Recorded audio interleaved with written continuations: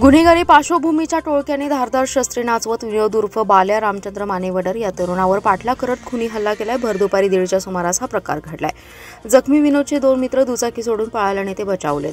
धारदार शस्त्रे हातात घेऊन नाचवणारे टोळके पाहून चव्हाण कॉर्नर परिसरात दहशत निर्माण झाली होती। याबाबत रात्री उशिरापर्यंत पोलीस ठाण्यात या प्रकरणी गुन्हा नोंद झाला नव्हता। फिल्मी स्टाईल थरार अनेकांनी अनुभवलाय। गंभीर जखमी झालेल्या विनोदवर रात्री उशिरापर्यंत शस्त्रक्रिया सुरूच होत्या। विनोद उर्फ बाल्या मानेवडर हा त्याचे मित्र जुबेर मुजावर आणि प्रवीण लोखंडे याच्याबरोबर दुचाकीवरून शेतात जेवण करण्यासाठी निघाले होते। गाडीमध्ये तेल नसल्याने पेट्रोल टाकण्यासाठी ते पेठ रस्त्यावर निघाले होते। शिराळा नाका येथून दबा धरून बसलेल्या हल्लेखोरांनी त्यांना पाठलाग केला। आपला पाठलाग होतोय असं लक्षात आल्यावर विनोद वडार यांनी गाडी चव्हाण कॉर्नर शेजारील पेट्रोल पंपात घेतली आणि जीव वाचवण्यासाठी समोर असलेल्या दुचाकीच्या शोरूममध्ये धाव घेतली। हातात शस्त्रे असणारे टोळके पाहून पेठ रस्त्याने येण्याचा करणाऱ्यांची गर्दी जमली। विनोद वडार एकटाच शोरूमच्या पाठीमागील दरवाजाने जीव वाचवण्याच्या हेतूने मला वाचवा म्हणत पेट्रोल पंपाच्या मागे रिकाम्या प्लॉटकडे धावला।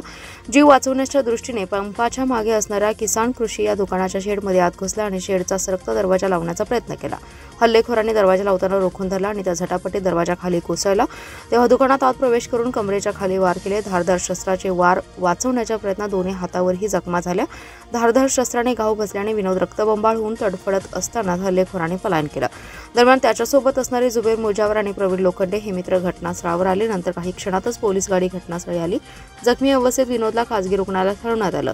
इस्लामपुरात मागील महिन्यात खुनाचा प्रकार घडला होता। आजच्या प्रकाराने शहरात पुन्हा एकदा भीतीचं वातावरण निर्माण झाले।